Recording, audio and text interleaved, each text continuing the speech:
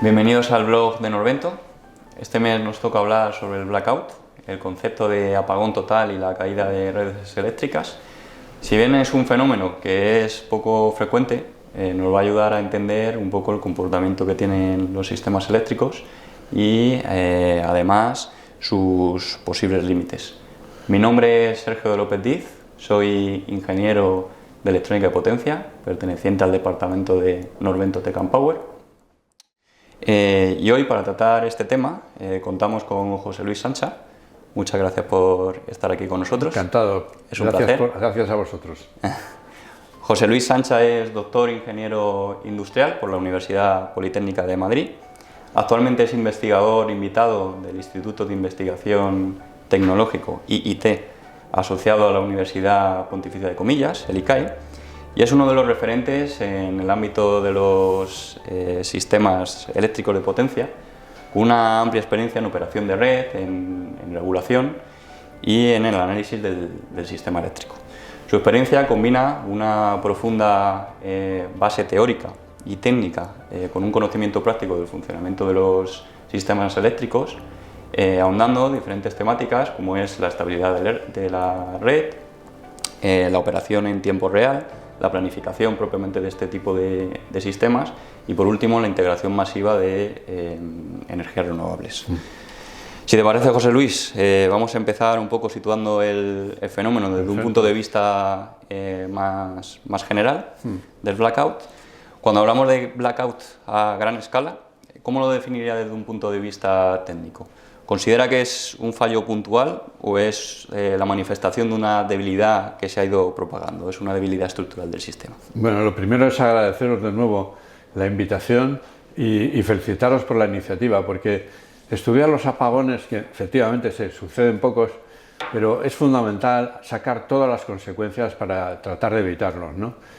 A mí personalmente el apagón que hemos tenido el año pasado en España me afectó muchísimo, le he dedicado mucho tiempo de estudio y bueno, me afectó como cualquier ciudadano desde el punto de vista personal, ¿no? Pero también desde un punto de vista académico, porque yo hice la tesis precisamente sobre la estabilidad de sistemas eléctricos en el siglo pasado y profesionalmente, porque estando en red eléctrica dirigí un proyecto de investigación a nivel europeo. Participaba en él, participaba en la Universidad de Glasgow, sobre control de tensiones en el sistema europeo, ¿no? De manera que desde todos esos puntos de vista yo me he sentido muy involucrado en el estudio del apagón, ¿no? ¿Qué es un apagón? Bueno, la Asociación de Operadores Europeos, que tiene toda la red europea, desde Portugal hasta Turquía, tiene una metodología muy precisa para investigar los incidentes de la red, ¿no? Y los divide en 4 categorías, ¿no? Categoría 0, bueno, un incidente leve, luego el 1, pues un incidente un poco más significativo, hay un tercer nivel que es el grave, y ya por último es el blackout, que tiene nivel 3, pues empezamos en el 0 hasta el nivel 3, y es el blackout. ¿Y cómo define el blackout? Pues él define básicamente en función de 2 criterios, ¿no? Primero, que la potencia demandada se reduzca a la mitad, o que la tensión de la red pase por 0 durante al menos 3 minutos. Estas 2 efectivamente se cumplieron sobradamente en el apagón de España y Portugal, no así en Francia, de manera que Francia no tuvo un blackout porque ninguna de estas 2 condiciones se dio, ¿no? Bien, entonces ya aterrizando un poco ya más, ¿qué es un blackout? Pues vamos a ver, los sistemas eléctricos hay un equilibrio que es instantáneo entre la generación y la demanda, ¿no? Y eso es lo que fundamenta que la red europea pues tenga 50 hercios, porque eso se mueve muy poquito, ¿no? Y luego está el otro control, que es la tensión. La tensión tiene una banda un poco más amplia, pero también los equipos pues son muy sensibles a la tensión, de manera que hay que vigilar la tensión alta y la tensión baja. ¿Y qué sucede cuando alguno de estos se descarrila, ¿no? Bien la frecuencia o bien la tensión? Pues que los sistemas se protegen. Y entonces si ven que no van a funcionar correctamente, se desenganchan de la red. Claro, cuando ese desengancharse de la red es como unas fichas de dominó, porque se debilita cada vez que hay un desenganche, se debilita la red, son unas fichas de dominó que se van perjudicando. Ese es el apagón, ¿no? El apagón puede ser parte de un sistema o puede ser, como sucedió en España, pues un sistema completo, incluso en 2 países. Claro, eso es. Claro, y en los grandes apagones históricos, ¿qué patrones técnicos comunes se repiten en el caso de este tipo de fallos? Pues ciertamente hay patrones clarísimos, ¿no? Básicamente hay fallos de 3 tipos, diría yo, ¿no? Fallos técnicos, bien los equipos no funcionan correctamente, las protecciones no funcionan correctamente, los operadores se equivocan, es decir, estos son patrones típicos, ¿no? Desde el punto de vista técnico. Organizativos, pues sobre todo pues la normativa tiene que adaptarse a la evolución de la tecnología, a la evolución de los tiempos. Entonces puede ser que sea normativa que se ha quedado obsoleta, o puede ser que sea errónea directamente, o puede ser sencillamente pues que falla, ¿no? Y luego ya, por último, pues son estructurales. No hay elementos en la red suficientes. Falta control, falta haber invertido en la red, o falta haber invertido en las protecciones.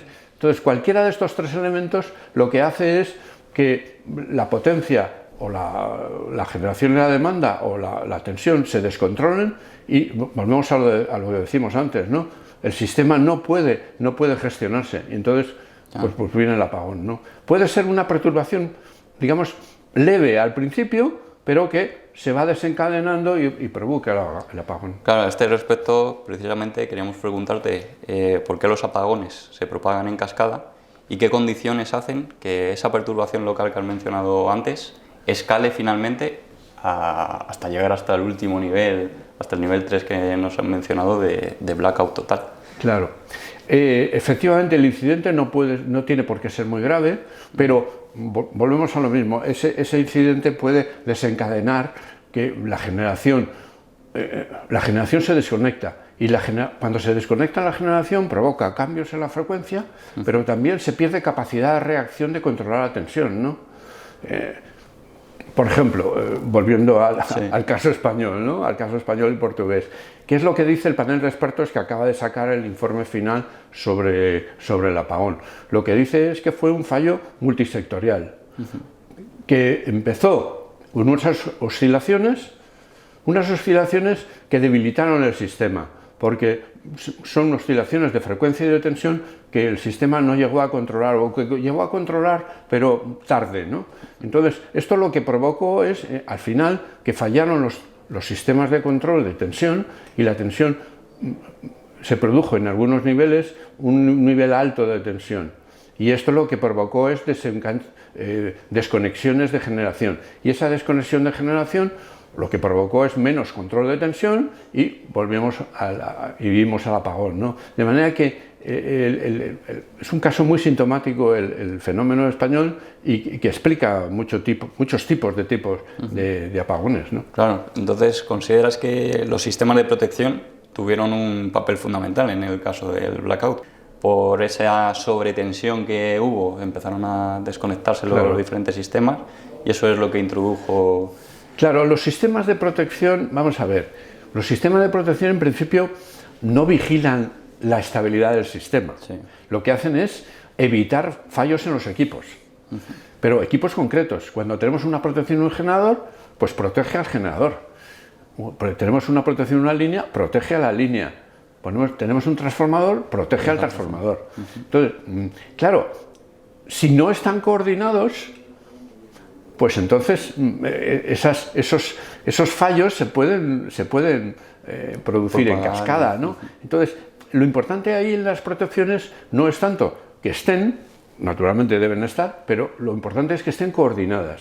Y coordinadas significa muchas cosas. Significa que sean, por ejemplo, tienen que estar coordinadas en el tiempo.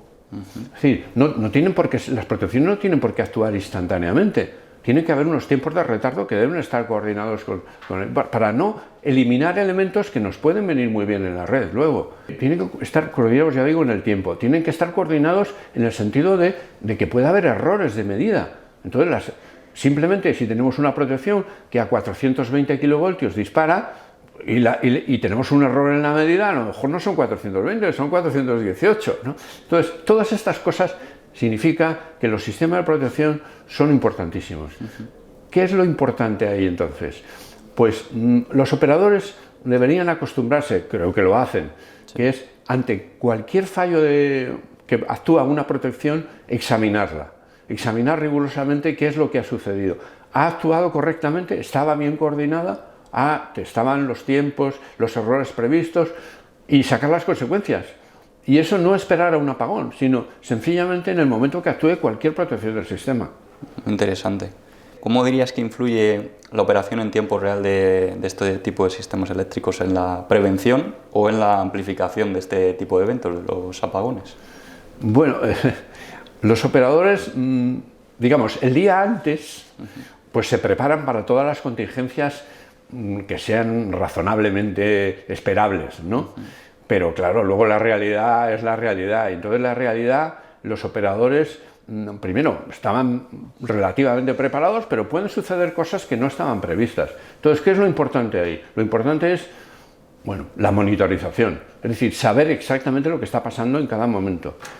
Luego, la medición, tener sistemas de medida que sean fiables y que te transmitan toda la información. Luego, los sistemas de alerta. Los sistemas de alerta que sean redundantes, pero que ante un fallo no haya 200 alarmas, sino que sea específicamente y que te indiquen exactamente lo que está pasando, ¿no? Todo esto, claro, los operadores están en una situación de estrés, porque no se la esperaban, tienen una información confusa, tienen que actuar muy rápidamente, a veces no les da tiempo. Entonces, claro, ahí lo importante es que haya sistemas automáticos. El panel de expertos, por ejemplo, propone una de las recomendaciones, y es que los sistemas, por ejemplo, de desconexión y conexión de reactancias deberían estar más automatizados, porque el operador en cuestión de segundos no es capaz de interpretar una alarma, tomar una decisión, conectar manualmente una reactancia, etc. Es muy complicado. De manera que, efectivamente, el tiempo real es fundamental cuando sucede un evento, pero luego el tiempo real también es muy importante en la recuperación. Desgraciadamente los apagones suceden y vamos a tener algún apagón en el futuro. Claro, lo importante es recuperar rápidamente el sistema, tan rápidamente como se pueda, y ahí los operadores son la clave, porque es un proceso muy complicado de ir poco a poco recuperando el sistema, recuperando generación, recuperando potencia, y los operadores lo llevan prácticamente manualmente, de manera que ahí todos los sistemas de protocolos, toda la coordinación entre las redes de alta y la red de distribución, la generación, ahí es fundamental, ¿no? De manera que ahí el tiempo real es que no hay otra cosa, ¿no? Claro, tenemos que actuar de esa manera, es que no existe otra opción. Centrándonos ya en el sistema eléctrico actual, ¿cuáles consideras que son las principales vulnerabilidades que tenemos? ¿El sistema eléctrico actual es más controlable o es más vulnerable en ese sentido? Pues yo creo que ese es un reto, porque efectivamente es más vulnerable, sobre todo porque ha evolucionado muy rápidamente, ¿no? La generación es muy distinta, ya no es una generación pues, de grandes elementos y muy concentrada y muy bien localizada, sino que es mucho más dispersa. La demanda, pues la demanda ya no es como antes, que era, digamos, sujeto pasivo, sino que ya la demanda empieza a actuar, ¿no? Y además la demanda pues está muy distribuida, puede haber grandes centros, pequeños centros, incluso participa en el mercado, que participa en los servicios de ajuste. De manera que todo esto lo que nos está haciendo es que el sistema está muy cambiante. Y entonces, ¿qué hay que hacer? Pues no podemos volver al pasado, lo que hay que hacer es gestionarlo, ¿no? La estabilidad de la red es fundamental. Y entonces lo importante es que, bueno, todo el sistema tiene que ser resiliente y tenemos que afrontar todos estos retos pues coordinando sobre todo pues a todos los elementos del sistema. Aprovechando que has hablado sobre el concepto de estabilidad del sistema eléctrico, ¿cómo afecta la integración de las energías renovables y la electrónica de potencia en este tipo de sistemas? Bueno, las renovables, el efecto de las renovables ha sido absolutamente espectacular en el sistema eléctrico. Primero y fundamental porque es la base de la transición energética, es la base de la electrificación, la base de la sostenibilidad, en fin, decía, de la electrificación, etcétera. O sea que es insustituible el efecto, pero luego hay efectos en cadena, ¿no? Hay un efecto económico, ¿no?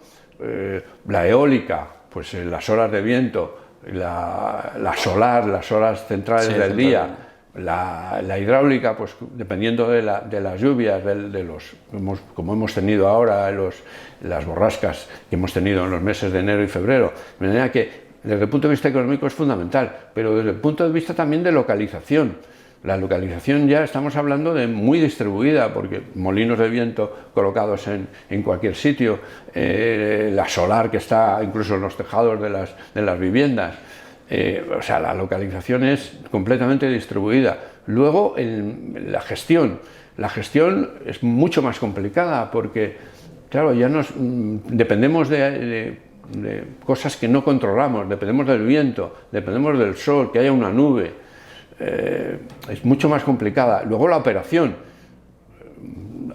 Red Eléctrica lo que ha situado centros de control específicos para las renovables, porque es una generación muy distribuida, muy incontrolable a veces, de manera que eso exige una operación muy complicada, ¿no? De manera que hay muchísimos efectos que naturalmente pues hay que tener en cuenta, ¿no? Pero claro, sin las renovables pues no estaríamos hablando aquí de sostenibilidad, de electrificación. Las renovables tienen que ser el futuro y tenemos Es el futuro, o sea, hay que gestionarlo bien. Queremos preguntarte, desde tu punto de vista, ¿qué mejoras tras grandes apagones han demostrado ser más efectivas a la hora de intentar solucionar o evitar este tipo de situaciones? Bueno, yo diría que las más efectivas van por el lado de la medición, fíjate. De manera que ahora hay sistemas de medida que se están implantando y que seguramente se implantarán mucho más, sistemas de medida que muestrean el orden de kilohercios. Y que no solo muestrean, sino que transmiten esa información a todos los centros de control en milisegundos. Y naturalmente están sincronizados por GPS en cuestión de microsegundos también. De manera que toda esta información pues es básica para entender qué es lo que está pasando en el sistema, estudiar, en un caso de apagón, qué es lo que pasó, qué factores han influido en el apagón. De manera que yo diría que el tema de la medida es muy importante. También la monitorización, que ahora mismo pues, es fundamental que los sistemas de control accedan a toda la información posible, ¿no? A veces hay barreras, ¿no? Por ejemplo, un operador de la red de alta tensión a veces no tiene una monitorización completa de las redes que están por debajo, ¿no? Y a veces tampoco tiene la monitorización de todos los sistemas de generación. De los grandes sí, pero digamos de los pequeños es más complicado, ¿no? De manera que yo creo que los grandes avances han venido por ahí, porque ciertamente al final puede haber apagones y lo que tenemos que hacer es, bueno, estudiarlos bien y tener toda la información disponible para que eso, pues, sacar las consecuencias, ¿no? Y luego hay otro campo que también ha sufrido mucha transformación, porque ya digo, los apagones suceden y lo que hay que hacer es reponer el servicio. Entonces, todo lo que se ha mejorado en la respuesta rápida del sistema para recuperar el servicio es impresionante. Los protocolos, las simulaciones que periódicamente para refinar y para formar a los operadores, esto ha sido también una consecuencia clarísima de los apagones que hemos ido sufriendo en el pasado. Además de lo mencionado anteriormente, ¿crees que existen límites estructurales que no pueden resolverse únicamente con la regulación de los equipos? Bueno, hay leyes físicas, hay leyes de electrotecnia que tienen que cumplirse, ¿no? Y hay conceptos clave, ¿no? Por ejemplo, inercia. Pues un sistema tiene que tener inercia, porque si no, ante cualquier eventualidad, pues el sistema se viene abajo. Tiene que haber control de tensión. Si suceden oscilaciones en el sistema, que van a suceder, tiene que haber sistemas que la amortigüen, que no las dejen ahí durante tiempo. no sé, hay una serie de conceptos físicos que son fundamentales y que no se resuelven con software o normativas o procedimientos de operación, de manera que esto es fundamental. No sé, por poner un ejemplo, el panel de expertos en el último informe habla de que cosas que deberían incorporarse en el sistema eléctrico español, pues para evitar o mejorar la respuesta en el caso de una perturbación similar a la del apagón, ¿no? Por ejemplo, hablan de que todas las centrales nucleares en España deberían estar dotadas de sistemas estabilizadores, que no lo están. Estos estabilizadores podrían haber reducido el amortiguamiento, perdón, aumentado el amortiguamiento de las oscilaciones hasta 5 veces, si hubiesen estado dotados estos equipos.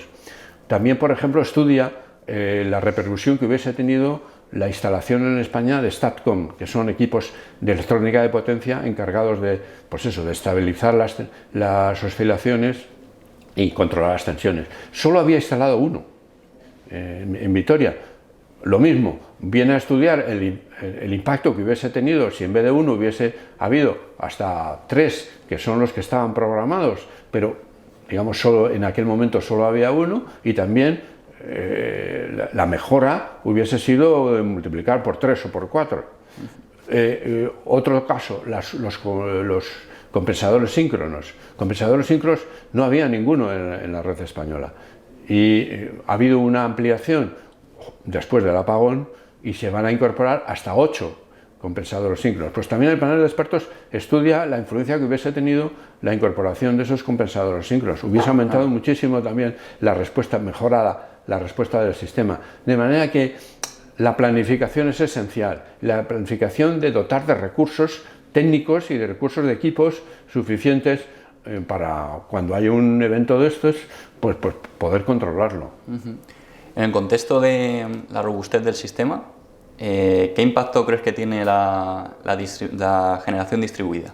Lo que hemos comentado ciertamente con anterioridad con respecto a las energías renovables, pero ¿qué efecto tiene? Es un poco parecido al tema de las renovables, ¿no?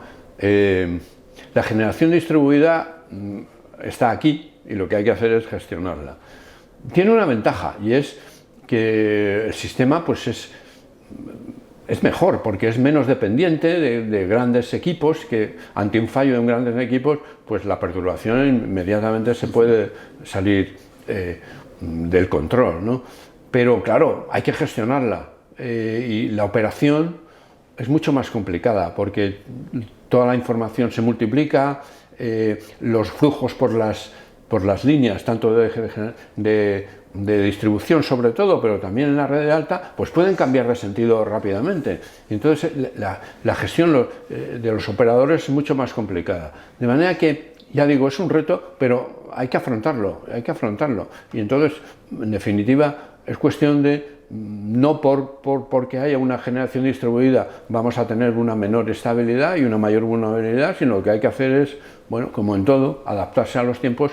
La regulación tiene que adaptarse, tiene que incluso tratar de anticiparse, que yo digo, es inevitable y por lo tanto pues hay que gestionarla bien. Teniendo en cuenta esto, ¿cómo debería diseñarse un sistema resiliente o robusto? ¿Qué tipo de requisitos podríamos imponer a priori para intentar mejorar la estructura que tenemos actualmente del sistema? Bueno, es importante el diseño. El diseño tiene que, no sé, yo diría como algunos aspectos, ¿no? Por ejemplo, tiene que haber elementos redundantes. Es decir, que si falla uno, pues haya algo del backup. Tiene que haber diversidad, de manera que volvemos otra vez un poco a la generación distribuida, que haya generación en grandes sistemas, que haya generación más distribuida de menor potencia. Las interconexiones son básicas para un sistema que sea resiliente, porque las interconexiones nos pueden ayudar ante una perturbación. De hecho, en España, bueno, pues mantuvimos ahí un poco el tipo en el apagón por la ayuda sobre todo del sistema europeo a través de Francia.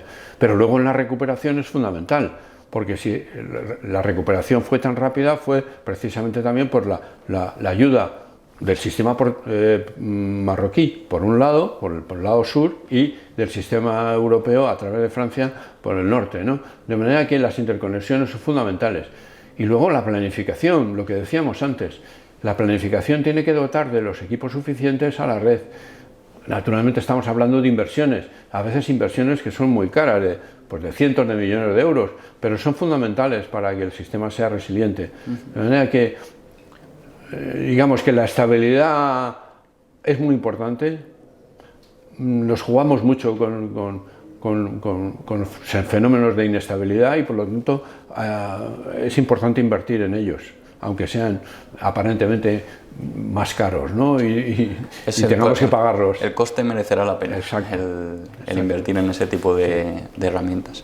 Bueno, y para finalizar esta charla, ¿cuáles son los 3 principios clave para minimizar el riesgo a futuro de posibles apagones? Para intentar minimizarlo, ya hemos estado comentando que sucederán en el futuro, pero para intentar minimizarlo, ¿cuáles son esos principios clave que consideras?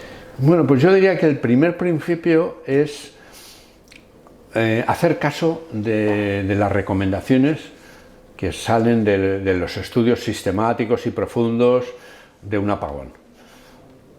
Llevar a cabo estas recomendaciones tan rápidamente como se pueda, pero claro, ahí lo que sucede es que para estas recomendaciones, que normalmente casi todas exigen coordinación, no son recomendaciones de un solo agente, sino exigen una coordinación de todos los agentes, tanto de los operadores de la red, como lo de los generadores, como de la demanda, como de los generadores de todo tipo. De manera que lo importante ahí es que haya un clima de cooperación, que no sé si en España ahora mismo pues tenemos ese clima que favorezca. O sea que lo primero es extraer el mayor jugo del estudio de los apagones y llevar a cabo las recomendaciones que se hayan detectado. El panel de expertos, en concreto del apagón de España y Portugal, habla de 19 recomendaciones. Pues eso debería ser lo primero, ¿no? Llevar a cabo esas recomendaciones. Lo segundo yo creo que hay que ser humilde. Hay que ser humilde y, a pesar de todo, contar con que vamos a tener un apagón. Y ese apagón, pues no sé, puede ser mañana mismo. Es decir, que no hay que esperar a que esas recomendaciones, que a veces algunas de ellas pueden tardar años en fructificar, no esperar. Es decir, tomar ya todas las medidas que estén actualmente con los equipos actuales, con los operadores actuales, con los protocolos actuales, con la normativa actual.